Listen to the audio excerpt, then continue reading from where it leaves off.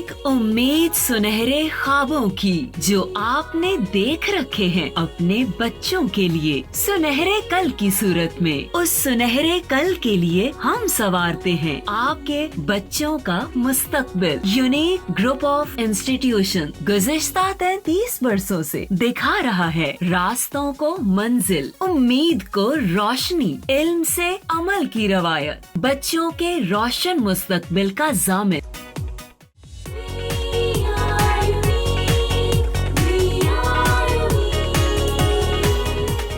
अस्सलाम वालेकुम बेटा आज के लेक्चर नंबर 52 में हम बुक के रिव्यू क्वेश्चंस कर रहे हैं जो कि बुक के पेज नंबर 65 और 66 पर है।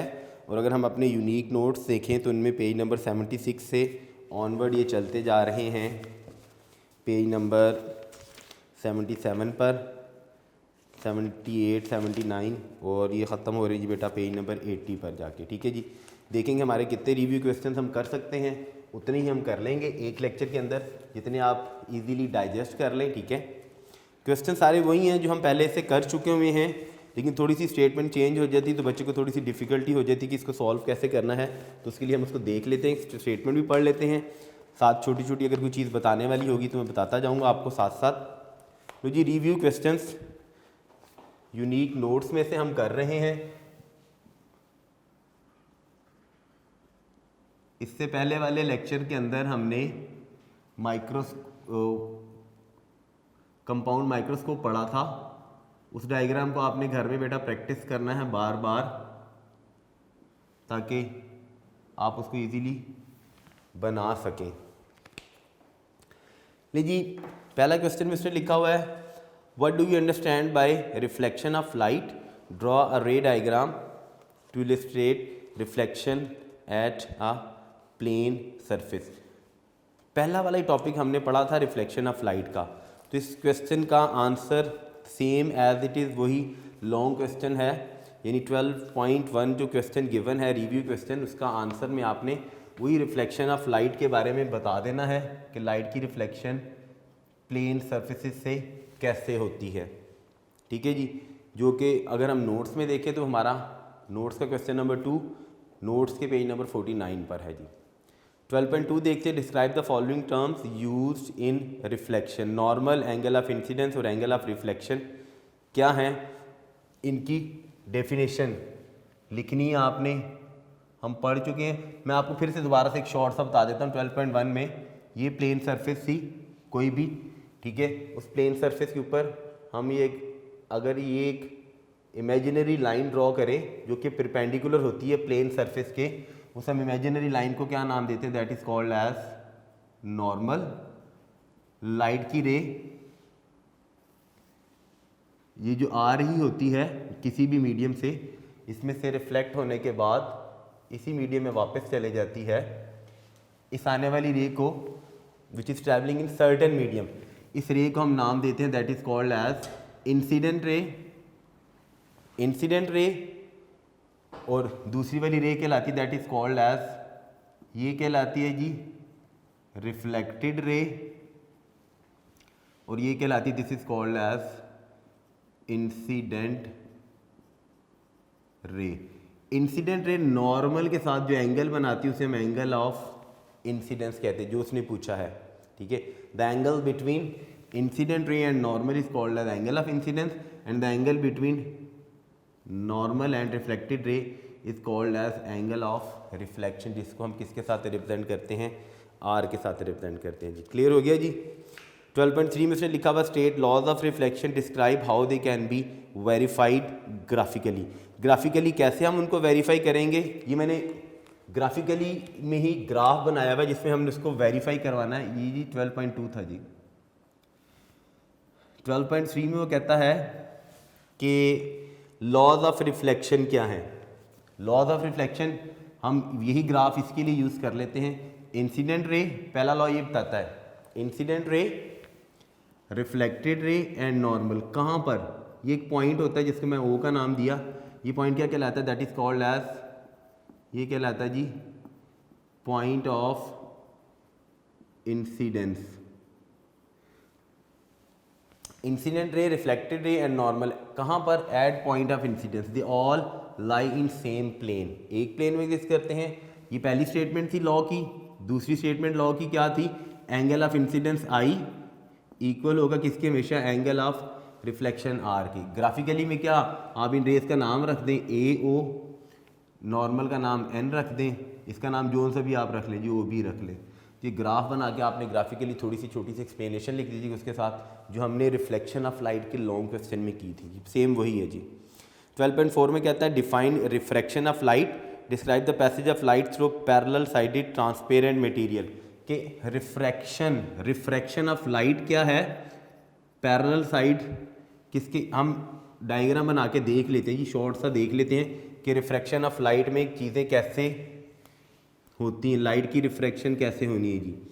ये मैंने एक सरफेस बनाई, ठीक है, हम सपोज कर रहे थे इसके सारा नीचे वाला मीडियम दैट इज़ कोई भी ग्लास है, ऊपर वाला मीडियम क्या है? दैट इज़ एयर है। मैं सिंगल ये जो बाउंड्री बनी है ये एयर ग्लास, इसको हम इंटरफेस का नाम देते हैं जी। यहाँ से एक लाइट की रे आई किसी एंगल पर, याद रखिएगा इस जगह पर आपने ऐसे नॉर्मल ड्रॉ किया, ठीक है जी, दिस इज नॉर्मल एंड जो परपेंडिकुलर होता है सरफेस के साथ, ये इंसिडेंस रे थी, ये एंगल ऑफ इंसिडेंस आई बनाया, एंगल ऑफ इंसिडेंस आई बना जी।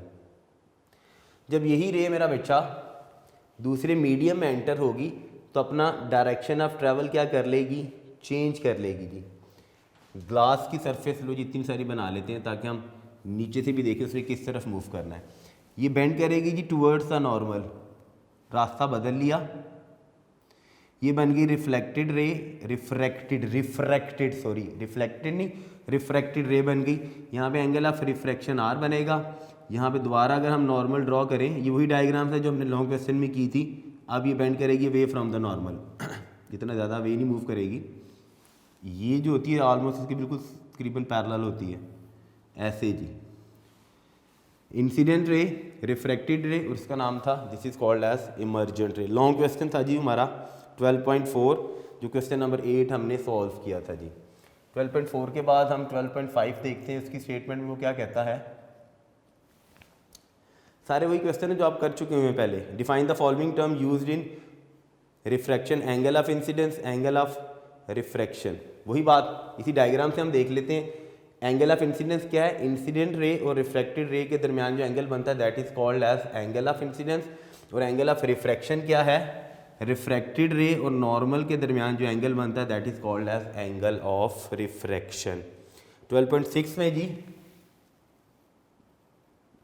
6 में वो कह रहा है what is meant by refractive index of material, how would you determine the refractive index of a rectangular glass slab. कि refractive index rectangular glass slab का आप कैसे फाइंड आउट करेंगे।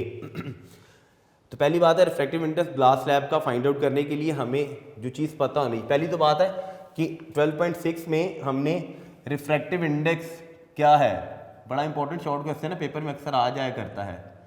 देखिए जी रिफ्रैक्टिव इंडेक्स जिसको हम रिप्रेजेंट करते हैं किसके साथ? स्मॉल एन के साथ। वो क्या होता है? दो चीज़ों के दरमियान रेशो होती है, स्पीड ऑफ लाइट किसमें? एयर में, और उसकी रेशो किसके साथ? Speed of light, speed of light in किसी भी मीडियम में। तो एन हमने स्पीड ऑफ लाइट को पढ़ा था, सी के साथ करते हैं किसी भी मीडियम में, वो कितनी होती है? वी होती है जी। एक और बात, जब मैंने टॉपिक पढ़ाया था तब मैंने बताया था कि रिफ्रैक्टिव इंडेक्स एक्चुअली हमें ये बताता है कि लाइट की रिफ्रैक्शन कितनी होनी है। मीडियम जिसका रिफ्रैक्टिव इंडेक्स ज़्यादा होगा उसमें रिफ्रैक्शन कम होगी, ज़्यादा होगी सॉरी, और उसकी स्पीड क्या हो जाती है? लो हो जाती है। अब उसका क्वेश्चन था इसी में 12.6 में कि ग्लास का रिफ्रैक्टिव इंडेक्स आप कैसे फाइंड आउट करेंगे। ग्लास का हम रिफ्रैक्टिव इंडेक्स तब फाइंड आउट करेंगे जब हमें पता होगा कि ग्लास में V की वैल्यू कितनी है। हमें पता है कि ग्लास में स्पीड ऑफ लाइट कितनी होती है, दैट इज 2 × 10⁸ इसकी जगह आ जाएगा 2 × 10⁸। एयर में हमें पता कितनी होती है जी? 3 × 10⁸। तो 3 को 2 पे डिवाइड करते हैं, हमारे पास आंसर कितना आ जाएगा, n इज इक्वल टू 1.5। इसने पूछ लिया जी कितनी होती, कैसे फाइंड आउट करेंगे, कब होगी फाइंड आउट, जब स्पीड ये पता हो। ये तो आपको ज़बानी याद होनी चाहिए, तो डिफरेंट मीडियम्स की भी याद कर लीजिएगा ताकि कुछ क्वेश्चंस जो हैं वो आसान हो जाए। 12.7 में देखते हैं जी क्या कहता है, state the laws of refraction of light and show how they may be verified using rectangular glass slab and pins. Laws of refraction, ये एक्चुअली ये जो मैंने डायग्राम बनाई, ये हमारा ये जो मैंने ग्लास बनाया ना, this is actually glass slab होती है। ये हमारा प्रैक्टिकल का पोर्शन जिसमें हम पिंस लगाकर इसकी रिफ्रैक्शन शो करते हैं, उसमें वही प्रैक्टिकल का पोर्शन ही है ये। तो डायग्राम इसमें यही बननी है। वही क्वेश्चन है हमारा, क्वेश्चन नंबर 8 और 9 ऑन पेज नंबर 52 और 53 पर, सेम एज इट इज़ ऐसे ही है जी, कोई एक्स्ट्रा चीज़ नहीं बताने वाली। 12.8 में कहता है what is meant by term total internal reflection. Total internal reflection क्या चीज़ होती है, लॉन्ग क्वेश्चन था जी जो हमने किया हुआ है टोटल इंटरनल रिफ्लेक्शन का, कि जिसमें लाइट एक मीडियम से दूसरे मीडियम में एंटर होती है, ठीक है। वही question number 10 on page number बेटा 54। तो इसमें कोई ऐसी चीज़ नहीं जो मैं आपको दोबारा से बताऊं, कोई एक्स्ट्रा चीज़ नहीं है। क्वेश्चन बिल्कुल सिंपल सा उसने पूछा है कि टोटल इंटरनल रिफ्लेक्शन क्या है, सिंपल सी आपने वही टोटल इंटरनल रिफ्लेक्शन लिख देनी है। 9 वाला देख लेते हैं, वो थोड़ा सा इंपॉर्टेंट है, जो बच्चे अक्सर याद रहना चाहिए आपको, कि टोटल इंटरनल रिफ्लेक्शन के लिए state the condition for total internal reflection. भी टोटल इंटरनल रिफ्लेक्शन के लिए कंडीशंस दो हैं टोटल इंटरनल रिफ्लेक्शन के लिए। वो दो कंडीशंस कौन सी हैं, दो कंडीशंस। पहली कंडीशन ये बताती है कि जो रे ऑफ लाइट है इट शुड ट्रैवल फ्रॉम, कहाँ से, डेंसर मीडियम से रेयर मीडियम में, कि लाइट की रे कहाँ से किधर जानी चाहिए, डेंसर मीडियम से उसको ट्रैवल करना चाहिए किस तरफ, रेयर मीडियम में जाए, तो ही लाइट की रिफ्लेक्शन होगी, अगर नहीं जा रही तो फिर नहीं। दूसरी बात, एक हमने टोटल इंटरनल रिफ्लेक्शन के टॉपिक में पढ़ा था क्रिटिकल एंगल, और एक एंगल ऑफ इंसिडेंस था। तो एंगल ऑफ इंसिडेंस यानी angle I, angle of incidence must be greater than किससे, क्रिटिकल एंगल से। तो जब एंगल ऑफ इंसिडेंस ग्रेटर होगा किसके साथ, क्रिटिकल एंगल से, तो ही टोटल इंटरनल रिफ्लेक्शन होगी, अदरवाइज रिफ्लेक्शन नहीं हो सकती जी। ये था जी 12.12 9 के बाद 10 देखें, what is critical angle, derive the relationship between critical angle and the refractive index of substance. Critical angle और रिफ्रैक्टिव इंडेक्स ऑफ सब्सटेंस में रिलेशन याद हो, मैं सिर्फ यहाँ पे रिलेशन लिख देता हूँ ताकि आपको याद आ जाए कि जी बिल्कुल हमने इस रिलेशन की डेरिवेशन की थी, ठीक है। वो आपने लॉन्ग में आ जाए तो डेरिवेशन उसकी करके बतानी है। क्रिटिकल एंगल देखिए, रिफ्रैक्टिव इंडेक्स n था और उसका रिलेशन क्रिटिकल एंगल के साथ 1/sin एंगल c, अगर याद आ रहा हो आपको तो ये रिलेशन था जी। रिफ्रैक्टिव इंडेक्स और क्रिटिकल एंगल में दिस रिलेशन एग्जिस्ट, ठीक होगी बात जी। बाकी लॉन्ग क्वेश्चन का वो एज इट इज़ ऐसे ही पोर्शन था जी। आगे जी, define the following terms applied to lens. Lens में जो डिफरेंट टर्म्स अप्लाई होती हैं उनकी डेफिनेशन लिख दीजिए। Principal axis, optical centre, focal length हम रिवाइज कर लेते हैं जी। नहीं 10 के बाद, सॉरी बेटा, ये मैंने 12 की स्टेटमेंट पढ़ ली। 11 में है what are optical fibre, describe how total internal reflection is used in light propagation through optical fibre. Unique notes का क्वेश्चन नंबर 13 पेज नंबर 55 पर। वैसे शॉर्ट सा बता देता हूँ कि ऑप्टिकल फाइबर क्या है। हम ऑप्टिकल फाइबर को यूज़ करते हैं किस चीज़ के लिए, ताकि लाइट जो है वो ट्रैवल कर सके फ्रॉम वन मीडियम से किस मीडियम में, दूसरे मीडियम तक जा सके जी। एक मीडियम से किस मीडियम में जा सके, दूसरे मीडियम में ना जाए, ठीक है। उसी मीडियम में टोटल इंटरनल रिफ्लेक्शन हो जाए, ठीक है, जिससे लाइट ट्रैवल करती है, इंफॉर्मेशन कैरी करके जाती है from one place to another place. एक स्पेस, एक जगह से दूसरी जगह इंफॉर्मेशन को वो लेके चली जाती है जी। 12.10 के बाद 11 में सिंपल आपने ऑप्टिकल फाइबर बताना है, उसकी टोटल इंटरनल रिफ्लेक्शन कैसे होती है। 12.12 में 12.12 की स्टेटमेंट में वो क्या कहता है वो देख लेते हैं जी। स्टेटमेंट में वो क्या बात कर रहा है, नहीं जी 12.12 में कहता है प्रिंसिपल एक्सिस, ऑप्टिकल सेंटर और फोकल लेंथ बता दे किसका, लेंस का। मैं डायग्राम बना के समझा देता हूँ कि क्या है। ये हमने लेंस जब बनाते हैं ना,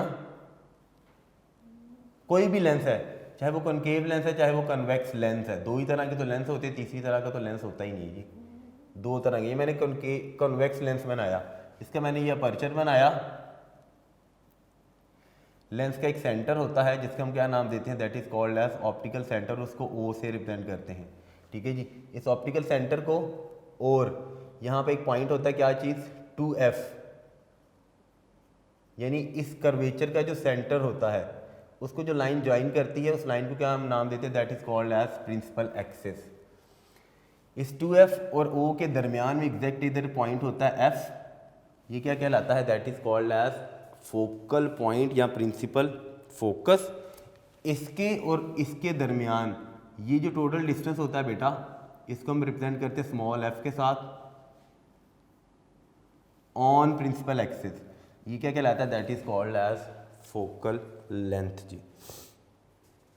12.13 में कहता है what is meant by principal focus of convex lens, concave lens, illustrate your answer with ray diagram. Principal focus concave और कन्वेक्स का रे डायग्राम हमने पढ़ी थी सेम, जब हमने टॉपिक पढ़ा था प्रिंसिपल फोकस का, तो मैंने उस वक्त बताया था कि शॉर्ट क्वेश्चन में भी आ जाता है, अलग-अलग से आपने प्रिंसिपल फोकस दोनों बनाने होते हैं, ठीक है जी। तो वही क्वेश्चन है, कोई ज़रूरत नहीं इसको अलग से समझाने की। 12.14 में देखिए, describe how light is refracted through convex lens. Convex lens से लाइट की रिफ्रैक्शन कैसे होनी है उसको देख लेते हैं हम एक दफ़ा फिर से।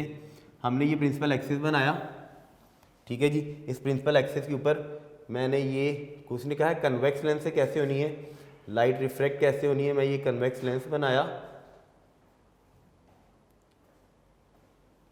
ले जी बेटा, ये कन्वेक्स लेंस बन गया। इस कन्वेक्स लेंस पर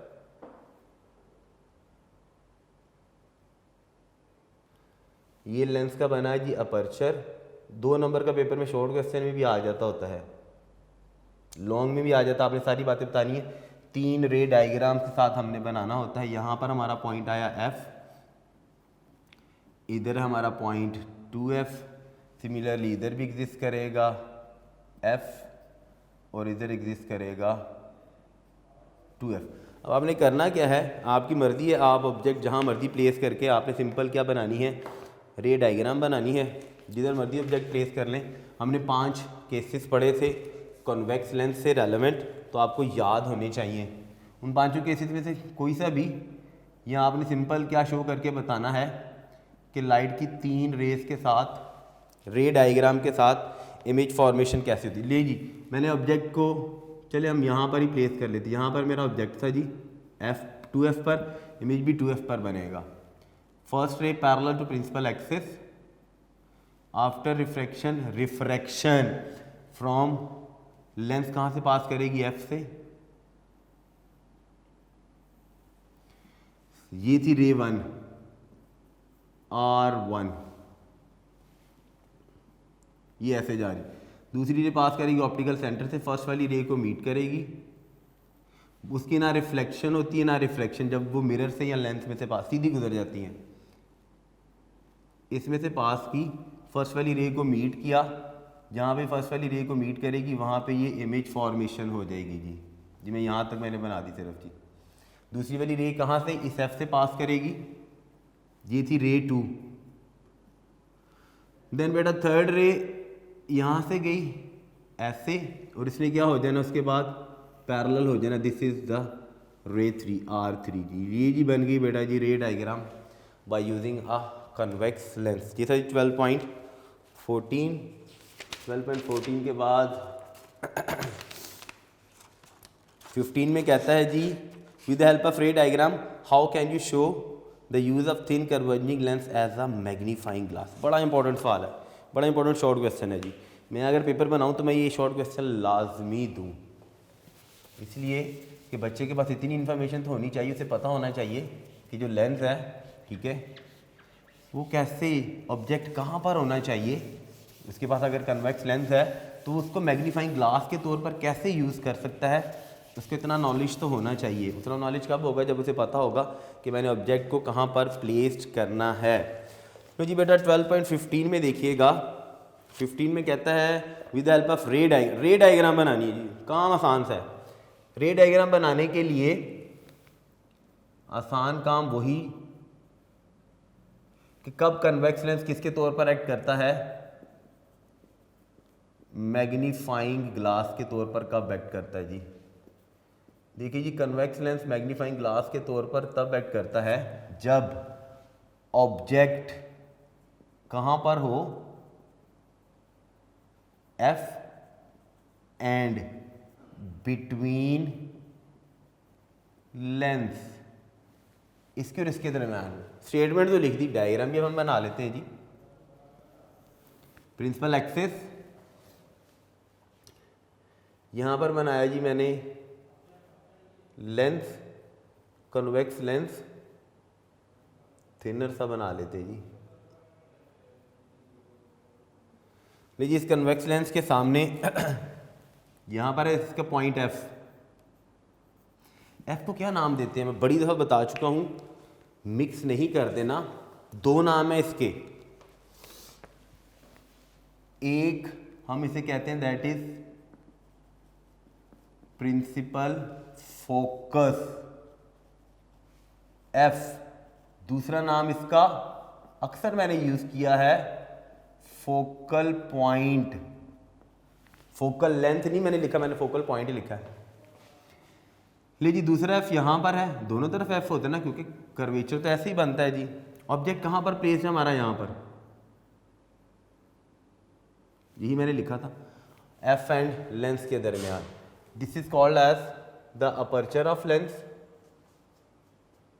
ये जी बच्चे अपर्चर। ले जी लाइट की रे पैरेलल रे इसके साथ, रे डायग्राम यहां से पास करना उसने जी, दूसरी रे यहां से पास करेगी, ऑप्टिकल सेंटर से जो पास करती है बिल्कुल सीधी गुजर जाती है। डिस्टेंस इंक्रीज हो रहा है, बैकवर्ड ले जाए ऐसे सीधा ही, स्ट्रेट बैकवर्ड अगर हम देखें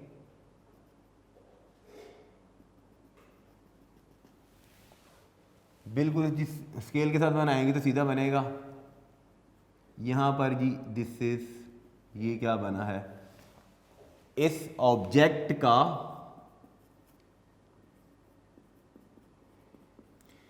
ये क्या बना है जी, इमेज। और ये जो इमेज बनता है याद रखिएगा दिस इज वर्चुअल, बड़ी दफा बता चुका हूं, मैग्नीफाइड। मैग्नीफाइड का मतलब है साइज में बड़ा, छोटा ऑब्जेक्ट सा बड़ा। दूसरी अहम सारी बात इरेक्ट, इरेक्ट का मतलब क्या है, सीधा। ठीक है जी, ये था जी बेटा क्वेश्चन नंबर 12.15, जिसमें एक कन्वेक्स लेंस किसके तौर पर एक्ट कर रहा है, मैग्नीफाइंग ग्लास के तौर पर। उसके बाद देखिए 12.16 में कहता है जी a coin is placed at focal point of converging lens, is an image formed, what is its nature. लो जी दूसरा और अहम सारा क्वेश्चन, कहते हैं अगर ऑब्जेक्ट प्लेस्ड हो, कहते हैं एक कॉइन है, कॉइन कहाँ पर प्लेस्ड है, जी कॉइन प्लेस्ड है, कॉइन प्लेस्ड कहाँ पर, एट फोकल पॉइंट पर जी। फोकल पॉइंट आ गया ना, फोकल पॉइंट वो मैंने लिखा है जी, फोकल पॉइंट ऑफ कौन सा वाला लेंस जी, कन्वेक्स लेंस जी। क्वेश्चन उसका ये है कि अगर कॉइन को हम focal point of convex lens पर प्लेस कर दे तो उसका इमेज कहाँ बनेगा। लो जी हम रे डायग्राम से देख लेते हैं कि बनेगा और कहाँ बनेगा कि नहीं बनेगा। देखेंगे ये आ गया जी बच्चे मेरा लेंस, ऑप्टिक सॉरी अपर्चर। यहाँ पर है जी मेरा बच्चा जी एफ, एफ को हम नाम देते हैं किस चीज़ का, फोकल पॉइंट। यहाँ पर पड़ा जी कॉइन, लीजिए ये कॉइन पड़ा है, दूसरा एफ इधर होगा, पैरेलल रे इधर गई, उस रे ने पास करना है कहाँ से, यहाँ से जी, दूसरी रे यहाँ से, ये दोनों रेस क्या हो जाती हैं बच्चा जी, याद रखना है, ये दोनों क्या हैं, पैरेलल हो गई हैं। Parallel rays they never meet each other. भाई जब मीट ही नहीं कर रही तो कंफ्यूज करने के लिए उसने कहा था, इसका मतलब है आसान सी बात है, नो इमेज इज फॉर्म्ड। लो जी, बनता ही नहीं है इमेज, कहानी यहीं पे ख़त्म हो गई जी कि इमेज बनना ही नहीं है। हम उन चक्रों में ना जाएंगे कहाँ बनता है, कैसा बनता है, जिसने कंफ्यूज किया है बच्चे को कि इमेज जो बन रहा है किस तरह का बनेगा। आपने से बताना जी इमेज तो बनता ही नहीं है, तो किस तरह का बनने वाली तो बात ही नहीं ना है जी, ख़त्म हो गई यहाँ पे बात। 12.17 में कहता है what are the difference between real and virtual. ये भी बड़ा इंपॉर्टेंट क्वेश्चन है जी, रियल और वर्चुअल इमेजेस क्या हैं। आसान से वर्ड्स में बताता हूँ कि रियल और वर्चुअल इमेजेस में दोनों में बेसिक फ़र्क क्या है। रियल इमेजेस और दूसरे वाले हैं जी वर्चुअल इमेजेस। हर वो इमेज रियल इमेज होगा that can be taken on screen, जिसको हम कहाँ पर ले सकें, स्क्रीन पर, जिसको हम बना सकें, जो स्क्रीन पर नज़र आ सके। जो स्क्रीन पर आ गया नज़र वो रियल इमेज है। दूसरी बात, जितने भी रियल इमेजेस होते हैं याद रखिएगा दे आर ऑलवेज इन्वर्टेड, वो हमेशा उल्टे बनेंगे। जितने भी रियल इमेजेस बनेंगे उनमें रेज जो होंगी ना लाइट की, वो रेज हमेशा मीट करेंगी। बेटा रेज मीट करती है तो इमेज बनता है। फर्स्ट डे मैंने चैप्टर के स्टार्ट पर बताया था कि whenever light rays meet they forms images, images की फॉर्मेशन होती है। वर्चुअल इमेजेस क्या होते हैं, ये दे कैन बी, ये जो मैंने लिखा ना स्क्रीन, स्क्रीन पर बन सकते हैं, दे can be taken on screen. Virtual images कौन से होते हैं, that can not be taken on screen, that हम लिख लीजिए that can not produce, that can not be taken on screen. नहीं बनते स्क्रीन पर वो इमेजेस बनते ही नहीं हैं। यहां मैं लिखा था ना रेज मीट करती हैं, ये रेज कन्वर्ज होती हैं।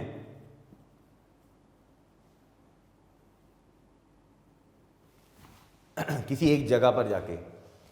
वर्चुअल इमेजेस के अंदर रेज क्या हो जाती हैं, डाइवर्ज। डाइवर्ज का मतलब है फैल जाती हैं, बिखर जाती, जिसको हम आसान से वर्ड्स में। और वर्चुअल इमेजेस याद, ये देखिए मैंने ये वर्चुअल इमेज बनाया था, मैंने सीधा बनाया है। वर्चुअल इमेज ये तो 100% बात है ना जी, जहाँ मर्जी आप चले जाएं उसने हमेशा क्या रहना है, इरेक्ट रहना है, सीधा रहना, वो कभी भी उल्टा नहीं हो सकता। ठीक है, ये बेसिक डिफरेंस है जी रियल इमेजेस में और वर्चुअल। ये मेरा रियल इमेज बना था, डायग्राम इधर ही बनी है जी, दिस इज़ रियल, देख लो उल्टा है। और रेज मीट की हैं, ये मीट नहीं की, मैंने खुद बैकवर्ड प्रोड्यूस करवाया था, खुद तो नहीं ना जा, खुद तो इधर जा रही ना, पैरेलल डिस्टेंस इंक्रीज होता जा रहा है ना। तो अगर मैं बैकवर्ड प्रोड्यूस करवाता तो, इसको अगर मैं बैकवर्ड प्रोड्यूस करता तो नहीं मिलती, क्योंकि ये पैरेलल थी, ये पैरेलल नहीं थी। ये मेरे देखिएगा साइज छोटा होता जा रहा है, ऐसे करके मीट कर गई। ये मैंने सीधा इमेज बनाया था जी। ये बेसिक डिफरेंस है जी between real images and virtual images. 12.18 में कहता है how does the converging lens form a virtual image of real object, how does diverging lens can form a real image of किसका, किसी भी रियल ऑब्जेक्ट का real image कैसे बना। How does the converging lens form a virtual image of real object, how does diverging lens form a real image of real object, कैसे बनाता है diverging lens. Converging lens का तो मैंने ये लिख दिया। कन्वर्जिंग लेंस के लिए 12.18 में 12.18 क्वेश्चन के लिए बच्चा यही वाली डायग्राम, किसके लिए, कॉन्वेक्स लेंस के लिए। और 12.18 का कॉनकेव की मैं डायग्राम आपको बना के बता देता हूँ जी।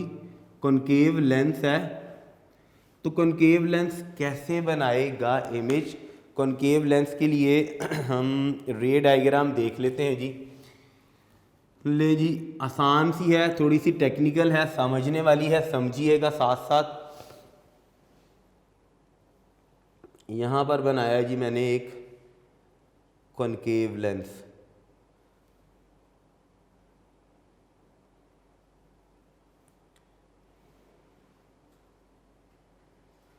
नहीं जी बेटा जी, ये बन गया कॉनकेव लेंस। इससे बनने वाले इमेजेस कहाँ पर और कैसे होंगे जी देखिएगा बच्चे, लेंस है तो जब मैंने ये वाला पर्चर बनाया था, सर्कुलर होता है, ये मैं बता चुका हूँ बात। यहाँ पर हमारा पॉइंट एफ होगा, ऐसे ही है जी।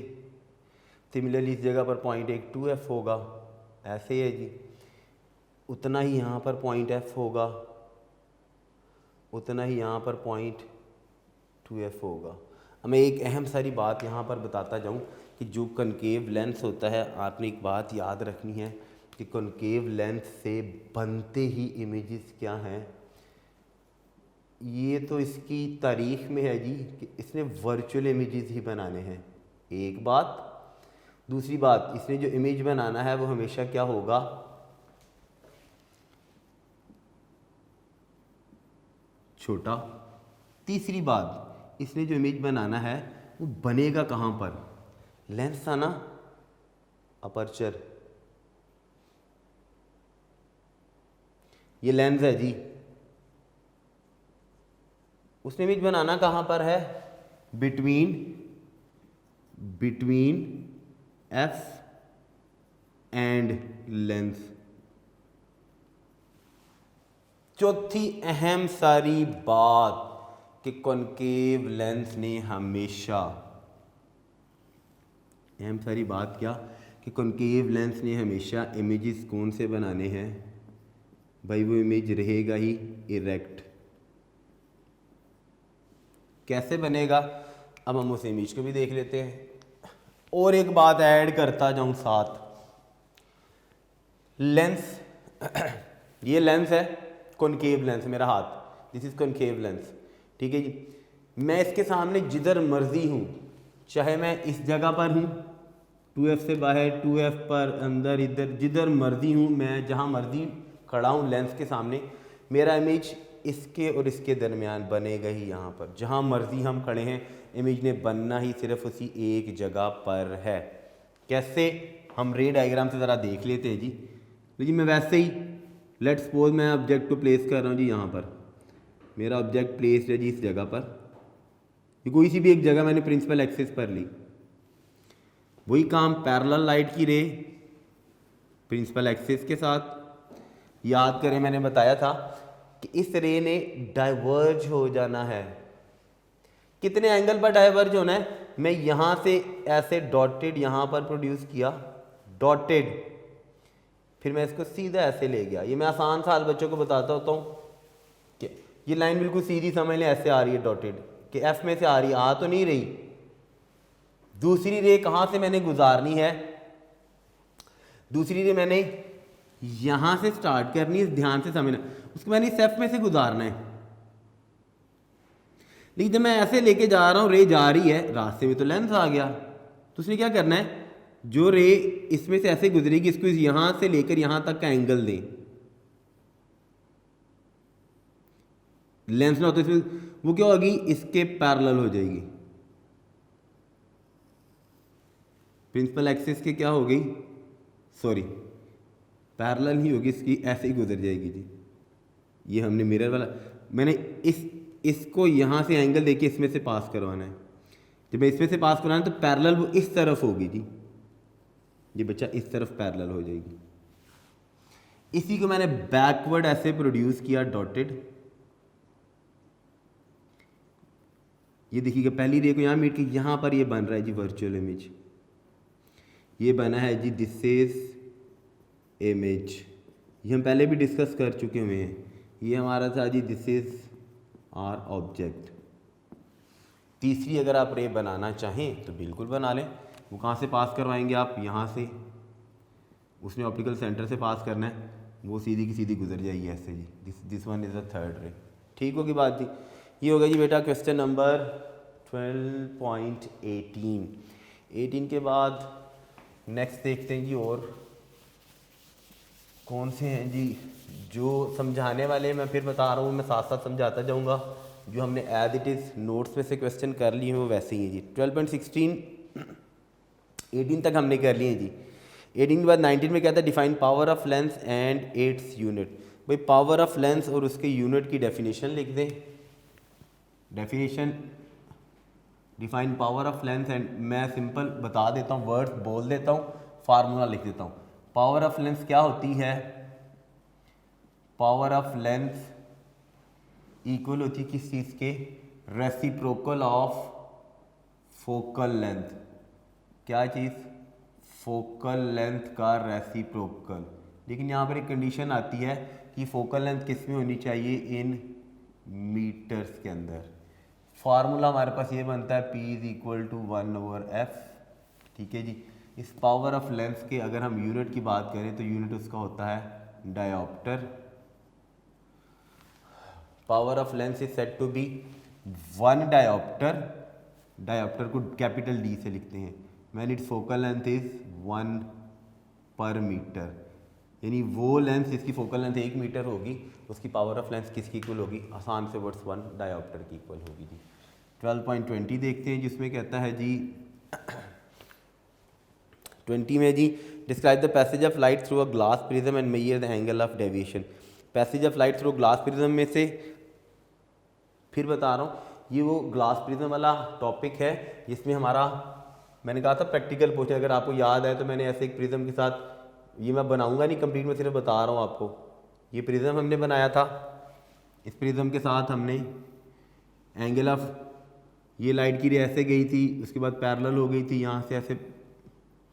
अगर इसका मैं सीधा स्ट्रेट पाथ ऐसे ड्रॉ करूँ, इसको बैकवर्ड यहाँ से ऐसे प्रोड्यूस करूँ, तो यहाँ पर बनता है एंगल ऑफ डेविएशन D। ये आसान से वर्ड्स बता दिए मैंने कि 12.20 में उसने पूछा क्या था। ये भी प्रैक्टिकल का हमारा क्वेश्चन है कि प्रिज्म से लाइट की रिफ्रैक्शन कैसे होनी है जी। इसके बाद बेटा define the term resolving power and magnifying power.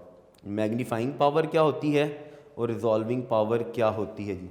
देखिए जी, मैग्नीफाइंग पावर होती है, हमने पढ़ा था मैग्नीफाइंग, ये हमने, अगर आपको याद हो तो सिंपल माइक्रोस्कोप के टॉपिक के अंदर हमने पढ़ा था कि मैग्नीफाइंग पावर, मैं सिंपल यहाँ पे फार्मूला लिख रहा हूँ, मैग्नीफाइंग पावर M, दो चीज़ों के दरमियान रेशियो होती है थीटा डैश ओवर थीटा में। थीटा डैश क्या है, angular size of final image, angular size of final image produce by magnifying glass, और थीटा कौन सा एंगल था, angular size of object seen without glass. ये थी मैग्नीफाइंग पावर। याद रखिए मैग्नीफाइंग पावर लेंस की। दूसरी चीज़ उसने पूछी है रिजॉल्विंग पावर क्या होती है। रिजॉल्विंग पावर ये होती है कि किसी भी इंस्ट्रूमेंट की ऐसी एबिलिटी जिससे वो डिस्टिंग्विश कर सके टू क्लोजली प्लेस ऑब्जेक्ट्स को या पॉइंट सोर्सेज को। मैंने ये 2 पॉइंट सोर्सेज लगाए, एक मैंने पॉइंट ये लगाया, एक मैंने ये पॉइंट ये लगाया, आसान से वर्ड्स में समझ लेते हैं हम।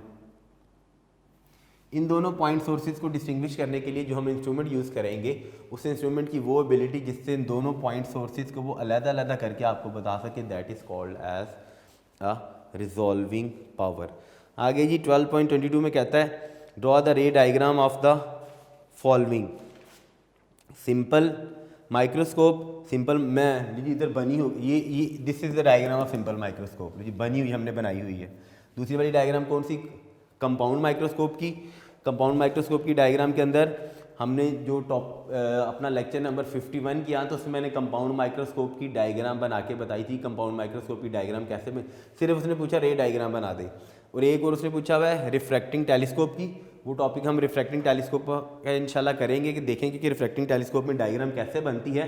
वो एक पूरे लेक्चर में हम उस पूरी डायग्राम को डिस्कस करेंगे जी। 12.23 में कहता है जी mention the magnifying power of the following optical instrument. Simple microscope, हम ये जी हमारी सिंपल माइक्रोस्कोप थी, मैं यहीं पर लिख लेते हैं हम 12.23 क्वेश्चन में सिंपल माइक्रोस्कोप की हमने बतानी है जी क्या चीज़, मैग्नीफाइंग पावर। ये अगर याद हो आपको तो दिस इज क्वेश्चन नंबर 12.23। 12.23 में सिंपल माइक्रोस्कोप की, सिंपल पेपर में एमसीक्यूज में भी आ जाता है, शॉर्ट में भी आ जाता है, सिंपल माइक्रोस्कोप की हमने क्या बतानी है, magnification. m is equal to बड़ी आसान सी थी 1 प्लस d/f। f थी फोकल लेंथ, d था डिस्टेंस बिटवीन फाइनल इमेज और जहाँ पर हमने आई प्लेस की, यहाँ पर आंख होती है ना, आंख प्लेस करेंगे तो हमें उसकी रे डायग्राम नज़र आएगी, उसके दरमियान। दूसरा हमने अपने लेक्चर नंबर 51 में पढ़ा था कंपाउंड माइक्रोस्कोप का। तो कंपाउंड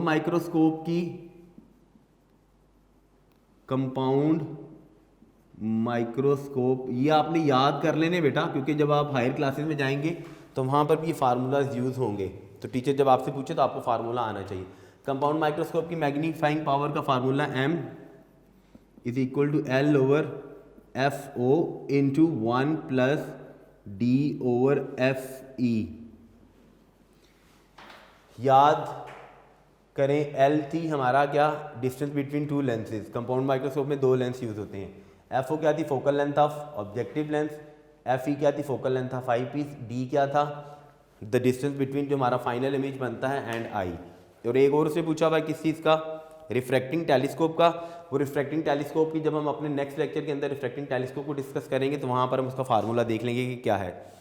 12.24 में कहता है ड्रॉ रे diagram show the formation of images in normal human I. Human आई का टॉपिक जब हम पढ़ेंगे इसको भी तब डिस्कस कर लेंगे। 12.25 में है जी what is meant by the term near sightedness and far sightedness, how can these defects corrected। ये हमारे चैप्टर के सिर्फ ये 3 क्वेश्चंस रह गए हैं जिसमें हमने सिंपल माइक्रोस्कोप हमने टेलीस्कोप डिस्कस करनी है, हमने ह्यूमन आई डिस्कस करनी है कि हमारी आंख कैसे वर्क करती है, रब्बुल आलमीन इसके अंदर क्या चीज़ डाली हुई है जिसकी वजह से हमें कोई भी इमेजेस नज़र आते हैं और कहाँ पर इमेज बनते हैं, कैसे बनते हैं, कि आंख में भी कोई लेंस एग्जिस्ट करता है, लाइट की रे कैसे एंटर होती है, ठीक है। और एक हमने ये डिस्कस करना है कि हमारे आंख में खुदा ना खास्ता जो कभी डिफेक्ट आ जाता है जिसको विजन का डिफेक्ट कहते हैं, जब हमें दूर की और करीब की चीज़ें सही नज़र नहीं आती, वो कैसे हैं। तो ये 3 टॉपिक्स हम इंशाल्लाह, बड़े ही ये हेल्दी टॉपिक है, बड़े बड़े से टॉपिक हैं, ठीक है, और बड़े इंपॉर्टेंट है, तो इनको हम इंशाल्लाह कोशिश करेंगे कि अलग-अलग लेक्चर में डिस्कस करें। यहाँ पर बेटा हमारे रिव्यू क्वेश्चन सारे कंप्लीट हो गए जी, ठीक है जी। ये हमारे जो बुक था, बुक के 2 पेजेस पे थे ये रिव्यू क्वेश्चन, ठीक है, वो हमने सारे के सारे डिस्कस कर लिए हैं। बाकी हमारे कॉन्सेप्चुअल क्वेश्चन रह गए हैं, चैप्टर के 3 टॉपिक्स रह गए हैं और MCQs रह गए हैं, वो इंशाल्लाह हम देखेंगे अपने नए लेक्चर्स के अंदर। यहाँ पर आज का लेक्चर नंबर 52 जिसमें रिव्यू क्वेश्चन हम सारे कर चुके हैं वो ख़त्म होता है जी। लेक्चर के इख्तिताम पर हमने अपना एक हदीस का सिलसिला शुरू किया हुआ था, तो एक छोटी सी हदीस पढ़ देता हूँ। बड़ी प्यारी सी हदीस है, मुझे बहुत अच्छी लगती है। देखिए हदीस में ये है जी, हज़रत अबू इमामा रज़ियल्लाहु ताला अन्हु से रिवायत है कि रसूलुल्लाह सल्लल्लाहु अलैहि वसल्लम से दरियाफ़्त किया गया, या रसूलुल्लाह कौन से वक्त की दुआ ज़्यादा कबूल होती है। देखिए दुआएं तो हम पूरा दिन मांगते हैं, ठीक है, अपनी हर हाजत के लिए दुआ तो रब से मांगनी है। किस वक्त की दुआ ज़्यादा कबूल होती है? आप सल्लल्लाहु अलैहि वसल्लम ने इरशाद फरमाया, रात के आखिरी हिस्सा में, यानी रात जब बिल्कुल ख़त्म हो रही तो फजर से पहले पहले वही आखिरी हिस्सा बनता है, तो उस आखिरी हिस्सा में मांगी गई दुआ, और फ़र्ज़ नमाज़ों के बाद, यानी हर फ़र्ज़ नमाज के बाद जब आप दुआ मांगेंगे तो वो ज़्यादा, रसूलुल्लाह सल्लल्लाहु अलैहि वसल्लम ने फरमाया कि उस वक्त मांगी गई दुआएं ज़्यादा कबूल होती हैं। अपना बेटा बहुत सारा ख्याल रखिएगा इंशाल्लाह। नए लेक्चर में बड़ा इंपॉर्टेंट टॉपिक मैंने डिस्कस करना है, लेक्चर नंबर 53 में मिस मत कीजिएगा। टेलीस्कोप का प्रैक्टिकल भी है, थ्योरेटिकल पोर्शन भी है। इंशाल्लाह नए लेक्चर में बेटा दोबारा मिलेंगे, तब तक के लिए अपना बहुत सारा ख्याल रखिएगा। अल्लाह हाफिज़।